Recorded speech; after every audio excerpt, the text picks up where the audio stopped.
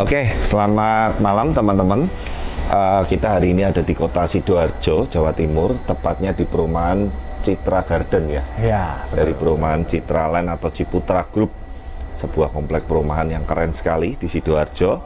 Nah, mungkin teman-teman di sebelumnya kalau kita upload video yang terakhir yang sudah running final minimalis. Betul. Nah, ini ikan-ikannya. Oh, nah, sekalian iya, malam hari ini saya pengen edukasi dan sharing bahwa ini ikan intinya awalnya dari kolam yang lama. Oh, sebelumnya Yes. sudah ada kolam. Kan kolam kita renov, otomatis kan ikannya harus kita ungsikan dulu di vet. Waktu itu di videonya persiapannya vet, airnya, mapaninya, sampai mindahnya di sini juga 50% air kolam, 50% air baru. Oke. Jadi pada prinsipnya teman-teman, ikan koi itu akan sangat riskan sekali kalau kaget air dengan parameter air yang sangat jauh berbeda. Oke. Nah, teman-teman, ini sekarang dia di sini ini bisa kurang lebih 1,5 bulanan, kurang lebih ya, karena waktu pembuatan kolam itu. Nah, kemudian memang teman-teman, filter ini yang di vet ini sangat tidak mumpuni untuk standar untuk keeping koi. Oh, Jadi ya. sifatnya dikasih makan dan lain-lain, ganti airnya memang ini agak terlambat, sehingga air ini agak keruh, agak hijau. Oke, cuman nggak apa-apa itu. Nggak apa-apa. Nah, nanti saya akan sharing, akan edukasi. Nah, otomatis teman-teman, ini kan kita akan pindah di air kolam yang sangat bening sekali. Oke. Ya, nanti kita waktu bawa ikannya sekalian masuk, kita akan shoot. Perbedaan airnya, meskipun ini vet dan di kolam itu satu lokasi, satu sumber air, tapi tetap ada perbedaan parameter air. Oke. Jadi jangan berpikir bahwa yang itu lebih bening, celing, wah pasti langsung pindah, langsung makan, langsung hajar pakan. Pasti aman, Jangan. gitu. Nah, ini nanti ada tahapan-tahapannya. Sebetulnya intinya saya tuh suka sekali memberikan sharing edukasi dan contoh melalui praktek langsung. Daripada saya kasih teori-teorinya, kadang teman-teman nggak ada gambaran. Nah, sekarang kita akan coba pindahkan, akan lakukan pemindahan kembali ke kolam asalnya yang setelah kita renov. Tapi ingat, ada perbedaan parameter air antara air di vet dan air di kolam. Seperti itu. Nah, sebelumnya kita matiin dulu semua aerator dan semua kolam. Ya, ini kamu mendekat ke sini, kamu shoot ke ikannya. Nah, yang pertama ciri-ciri ikan di sini sehat dan layak untuk dipindah adalah dia bergeraknya ini stabil, tenang. Ya, meskipun ini agak keruh ya, agak hijau ya. Tapi kamu ngikutin pergerakan ikannya, dia bergeraknya ini tenang semua. Kalem. Gitu ya. Kemudian di badan ikan tidak ada tanda-tanda gurat merah, luka merah, memar, dan segala macam luka. Nah, itu satu parameter juga yang bisa dikategorikan bahwa ikan ini oke, kondisinya fit, dan bisa masuk ke kolam. Satu nih, deketin sini. Saya mau kagetin. Deketin, kamu shoot ke sini. Udah kelihatan Udah ya? Pak De. Nah, tuh. Kalau dikagetin begini, ikan responnya cepat. Itu ciri ikan bahwa dia kondisinya fit. Kalau dikagetin dek-dek gini, dia diem aja, bengong, malah bahkan ngambang-ngambang di air, itu malah nggak fit. Jadi kalau ikan tuh di karantina, kadang kemarin ada customer yang nanya ke saya, Pak, ikannya di karantina kok waktu saya lihat, saya iniin, ada suara sedikit kok kaget-kaget ya, kadang malah nabrak-nabrak. Nggak apa-apa. Itu stres memang, tapi itu sehat. Karena dia respon. Iya. Kalau dikagetin diginiin, nah tuh langsung diginiin, dia diem aja, nggak respon, malah itu agak was-was. Jangan dipindah dulu, seperti itu ya. Oke. Nah, oke, yuk sekarang dibantu. Aan mana Aan? Mas Aan bantuin sini sebentar nih. Aan MC kita dulu dan dia kepala project team leader di sini. Nah, teman-teman, Sero ini juga saya kepengin sharing. Sebetulnya ini agak nanggung. Jadi kalau beli Sero itu, usahakan yang diameternya itu minimal 80 cm. Oke. Nah, kalau bisa terus jangan yang mode bisa panjang pendekin seperti gitu. ini. Yang utuh aja gini, yang los. Jadi yang tiangnya ini yang tidak perlu dipanjang pendekkan. Kenapa? Ini cepat sekali dol, dan kalau sudah dol nanti waktu kita nyerok ini bisa panjang turun sendiri, susah. Ya, tapi ini karena ini sementara kita nggak apa-apa ya. Kita pindahin dulu ikan yang penjinak-penjinaknya dulu nih. Nah, nih. Ini red karasi atau bisa juga benigoi. Nah, teman-teman seperti ini. Nah, ininya dipindahkan. Airnya kita tadi pakai air kolam ya, teman-teman ya. Pakai air kolam. Karena kan ini airnya lumutnya banyak sekali, keruh sekali supaya tidak mengganggu habitat kolam yang baru. Nah, udah seperti itu. Yuk, tak bantu ngangkat, Pak. Wih, miring. Nah, ngangkat ikan, teman-teman. Ini jangan posisinya plastiknya ini berdiri begini. Kalau ikan besar nih bisa bengkok, bisa pendarahan, bisa bleeding. Ada Tidurin dulu. Tidurin dulu, tutup Al. Nah, terus kita sambil angkat dulu. Posisinya harus tidur seperti ini. Nah, Oh iya, itu lebih gampang. ya, lebih gampang. Yuk, Mas Aan, bantuin. Nah, ini tengahnya dijaga supaya nggak nekuk. Nah, seperti itu. Nah, teman-teman bisa menggunakan serok handling, bisa juga menggunakan plastik bening seperti ini. Tapi kalau saya lebih suka plastik bening seperti ini. Jangan dilepas dulu, jangan dilepas dulu, jangan dilepas dulu. Karena kalau plastik bening seperti ini, normal dari sini, biar shootnya kelihatan. Nah, kelihatan nggak airnya? Beda jauh sekali. Ini bening kristal celing, yang di sana kan keruh hijau. Wah Pak, kan ini airnya lebih bagus. Berarti habis masuk langsung kasih makan nggak apa-apa dong. Ingat, perlu adaptasi. Nah, airnya kolam masukin lagi ke sini. Masukin. Nah, posisinya tidur seperti ini. Nah, dilepas seair-airnya nggak apa-apa. Oke, sip. Nah, kamu ngambil air lagi buat ikan berikutnya. Oke. Nah, seperti itu ya. Nah, kita ikutin simak supaya nggak kelamaan. Nanti simak sinematiknya. Setelah nanti ikannya masuk sini semua, saya akan kasih arahan selanjutnya.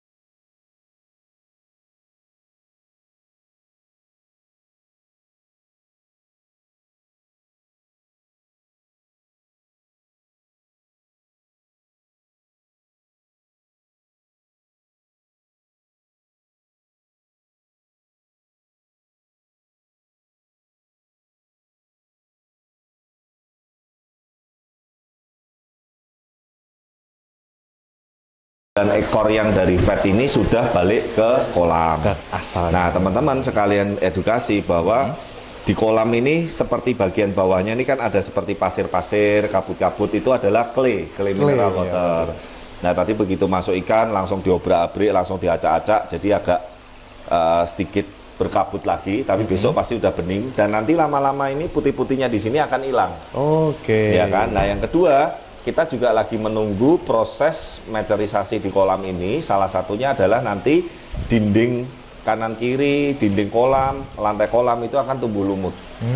Nah, itu sehingga nanti berapa bisa, hari biasanya ya Pak ya? itu mungkin ya tergantung. Kalau ini mataharinya karena agak minim ya, karena ini kan agak semi-semi indoor, tapi dapat matahari di atas itu, tapi ketutup bangunan, ya mungkin bisa sebulanan ini. Kalau yang full outdoor lebih cepat, biasanya seminggu udah lumut, udah mulai tumbuh. Seperti itu. Nah, teman-teman, yang harus diperhatikan setelah ikan dari vet ini masuk, sekali lagi, meskipun air ini lebih bagus, spek filter, spek media lebih bagus, tapi ingat, dia sedang berpindah habitat. Dan sedang melalui proses penyesuaian.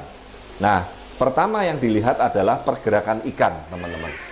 Pergerakan ikan ini teman-teman kalau perhatikan, jangan sampai amit-amit itu flashing-flashing yang terlalu parah. Kadang kan kita sering bikin video yang ikannya flashing, loncat keluar betul, air kadang gitu, sampai ya. loncat keluar air segala macam. Itu memang gejala wajar. Aeratornya pelan sedikit lagi, Mas. Wajar, tapi memang sebisa mungkin kalau kalem seperti ini lebih bagus.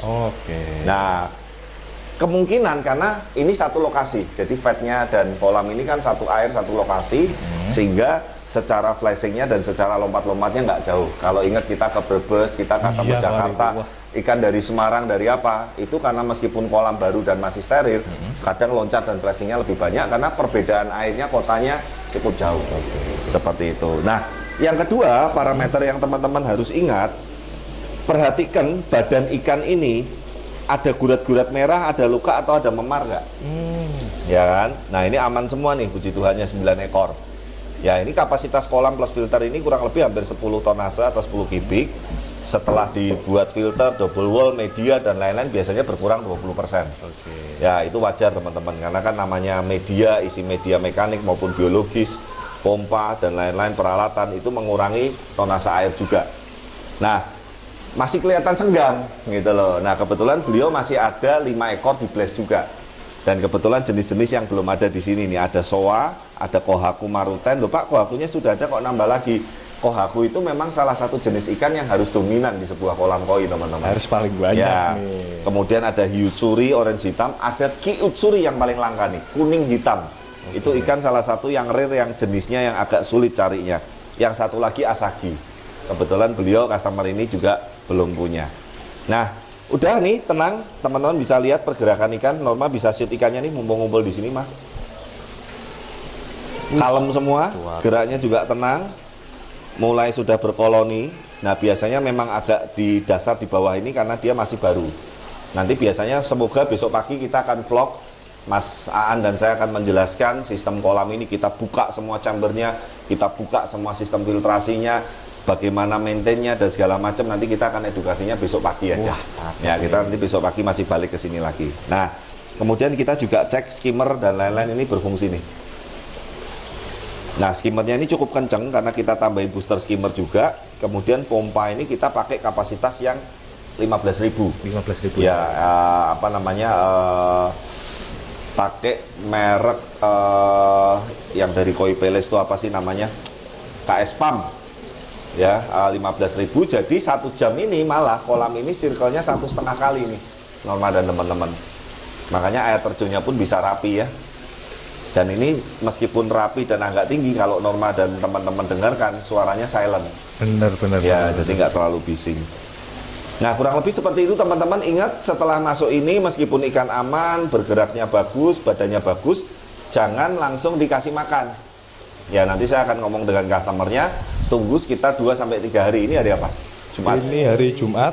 Jumat, Sabtu, Minggu, ya Senin lah. Senin udah bisa mulai makan. Ya, dan itu pun nanti makannya tetap dengan porsi yang mulai dari sedikit dulu. Ingat sekali lagi teman-teman, meskipun kolamnya baru, spek filternya bagus, media filternya spek premium, pompa peralatannya semuanya bagus, ini sedang proses pembentukan ekosistem baru. Jadi sabar. Biasanya yang problem-problem itu karena tidak sabar sudah langsung kasih makan banyak. Nah, kenapa yang dari Blaze semuanya itu aman? Karena kita semua sudah ada prosedurnya, dan kita juga mengarahkan ke customernya supaya melakukan tahapan-tahapan sampai kolam ini mature jadi seperti itu.